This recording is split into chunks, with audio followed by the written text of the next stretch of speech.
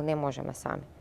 Нема срамота, апсолутно никаков срам, да се обратиме на некој кој што се едуцирал, се дообучувал, специализирал во одредена бранша, стручна помош од психолог, од психотерапевт, да се посоветува. Јас мислам дека има проблем. Апсолутно не е срам. Денеска, се уште, и малите средини, како нашата, страдаат од моментот дека кај психолог одат само ненормални луѓе, не е точно. Кај психолог одат сосема нормални луѓе со сосема нормални проблеми.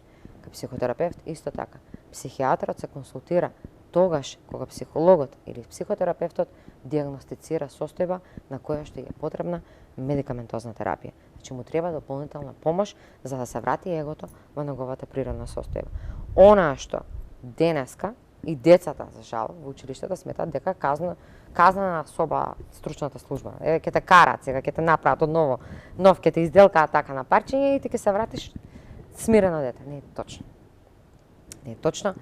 Ама пак ќе кажем, вината во тоа мислење ја носиме ние. Како сме се презентирале како психолози во една училишна средина. Дали ние очекуваме колегата да ни донесе дете на разговор или ние веќе знаеме со кој може да разговараме.